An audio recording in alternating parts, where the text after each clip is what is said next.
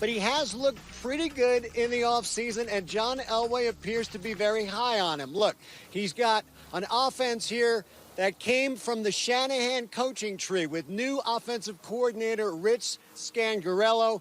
This is a guy who is basically a disciple of Kyle Shanahan, who sprung from Mike Shanahan. You know, Flacco had one of his best years in 2014 in Gary Kubiak's offense. It's a similar offense. Another factor, Joe Flacco has a chip on his shoulder. He's tired of hearing that his days of greatness were 6-7 years ago when he claimed he was the best quarterback in the NFL. But you know what, Charlie? Until they fix the offensive line, Joe Flacco's going to have to throw on the run, and that is not what Joe Flacco does well. And the other big news headline here is that Drew Lock, his understudy, the second-round draft pick out of Missouri with the strong arm, is signed and will participate in training camp. All right, Mark, well, thank you so much. I hope you enjoy the Mile High City. All right, and here's a look at some of the new faces in the AFC West, headlined by Joe Flacco and, of course, Antonio Brown, who was traded during the offseason to the Raiders. Dominique, which AFC West quarterback is under the most pressure? Yeah, I mean, it seems pretty obvious to me. It's Derek Carr in Oakland right now. After this season, it'll only be $5 million in dead money if they cut him. He's playing for his job. He's really the only guy in there who is playing for his job in this situation. Doesn't seem like John Gruden really likes him or wants to keep him there. So he may not even be playing for his job for Oakland. He's playing for his job for someone else. This season may determine whether another team looks at him and thinks he's a probably for caliber. Denver. It may determine whether the other teams consider him a starting caliber quarterback or a backup quarterback. So I think the pressure is on him. You look around the league, Joe Flacco's in his first year and probably towards the end of getting closer to the end of his career. There's not as much pressure. The expectations aren't very high. There's really no pressure on Patrick Mahomes as a player. Like, he's lights out in general. And then Phillip Rivers, he's a Hall of Famer. It's hard to say that there's a lot of pressure on a guy like that. Are you kidding me right now? If I asked just about anybody, who's the best player in football, you probably say Aaron Donald and Patrick Mahomes. And I'm trying to figure out, when your numbers are comparable to Tom Brady and Peyton Manning, that somehow that alleviates pressure. When you're the MVP of the entire league, somehow there's no pressure on you. Listen, everybody has the expectation to see if Patrick Mahomes was a fluke. Everyone in the league now, and you defended for some years in the league, Dominic, can defend this guy.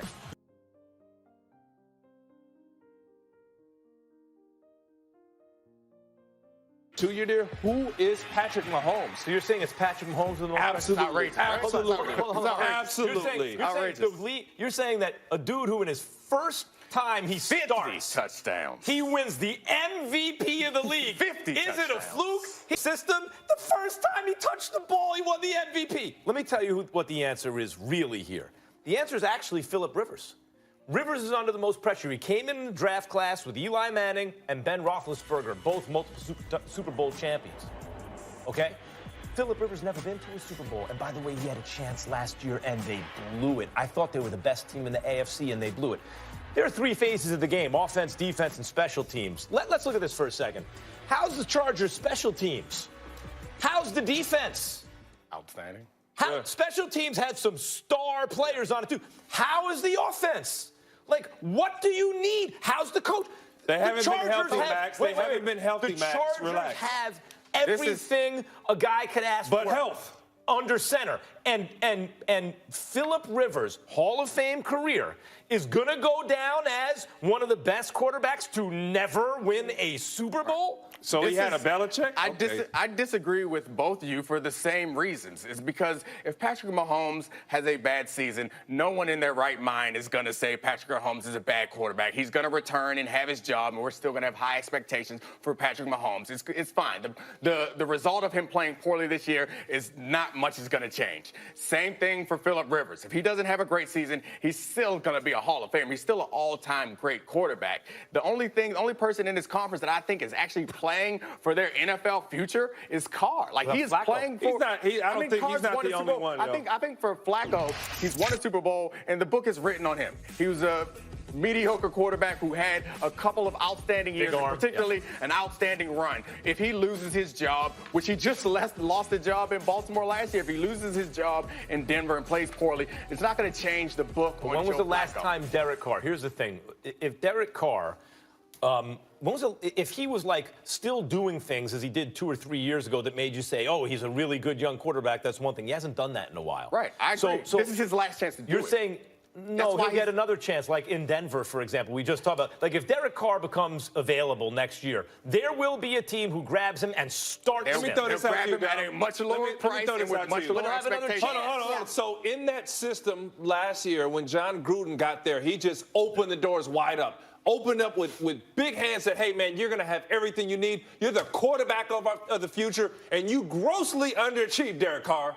You're asking me if that's what John Gruden said? If that's what John Gruden did he do that? So he had the perfect situation last year, and he just underachieved. No. Make it happen. He certainly didn't have a perfect situation. So is head coach, general manager, whatever you want to call John Gruden, falls in love with Kyler Murray in the dictator, right? Falls in love literally with Kyler Murray, says this is not the guy we're even set on moving forward with. Yeah, I'm going to go get it Antonio Brown, but it's not necessarily for Derek Carr. So you don't think, and you've been in situations where you're competing against your own coach and the other. Look, anytime your job is on the line, I agree, you're under pressure. But back and look at the big picture here. Carr's under pressure. He's made a ton of money, and he will likely get another starting job once he loses this job. I believe he'll lose this job, okay? He's likely to get another chance somewhere else, and he's had seasons in the past to show he's talented. Mahomes, stop it with that. Mahomes, are you kidding me? Joe Flacco, you're right. He's toward the end. We all know what he's already done. Philip Rivers is toward the end, but unlike Flacco, no Super Bowl. Right. And by the way, unlike Flacco, not a team where you're like, nah, they're not going to do it. A team where you look at that roster and you go, here, Philip Rivers is yet another excellent chance to win a Super Bowl. You act like injuries haven't been a part of what the Chargers had to deal with. But that doesn't matter. Okay. I think I agree with you that there is legitimate pressure under Rivers because this may be his last good chance at winning a Super Bowl. And winning a Super Bowl is a career-defining thing for a quarterback. It changes the conversation that he's in. Especially the numbers he did. Yeah, because like Dan Marino's a guy who we all know is one of the greatest quarterbacks, but we don't talk about him. Never in the conversation. We don't talk about him like we talk about Joe Montana. When Dan Marino's obviously more talented. Even if Philip Rivers gets a Super Bowl, you're not going to talk about him as one of the greatest. And this guy is easily the greatest Charger quarterback ever. You know what? It changes. Watch this, though. Okay, take a little more attention to him. John Elway. John Elway was not in those conversations. Nope. It was all that. Yeah, and by the way, he didn't even put up those numbers really. And then he got a running back and won back-to-back Super Bowls and retired. And now John Elway is mentioned among the greatest quarterbacks of all time. Philip Rivers has a Super Bowl. He's in different conversations. It changes forever. everything. I think John Elway is the president of the Broncos now because of those Super Bowls. Right. Like it matters. So I agree that he is under pressure. But I guess I feel like the distance of fall between being Hall of Famer Philip Rivers with the Super Bowl in different Super Bowl is smaller than going from. But guys, the thing about football is compared to the NBA. A star can get you there. One player, two players literally change your organization. We agree with you. And we talk about Bill Belichick. We talk about what Brady's done. You can't just have one without the other when it comes to the NFL. Well, I'll tell you what. Let me fine. I think we both agree with you, but that ends up being semantics. The more you get further and further away from someone's career, no one is there to chop up. And by the way, I hate to say it, and what doesn't matter. They're going to say, did he win a Super Bowl or did he lose? I hate to say it because I root for Philip Rivers. I picked them to get out of the AFC last year. They choked, and he choked against New England, at New England, and he has yet to have the kind of beginning to end playoff performance that you need. That you need somebody. No. Not just that. It's the way he looked in that game. If you root for Philip Rivers, and I do, I'm hoping he gets one. You're like, ooh, he's got to redeem himself for that. It's not just that he hasn't won a Super Bowl. Max, the Chargers, they haven't won a division title since 2009. So hopefully things look up for Philip Rivers this season. All right, more debate to come on First Take. Is the partnership of LeBron and Rich Paul a good or bad thing for the NBA?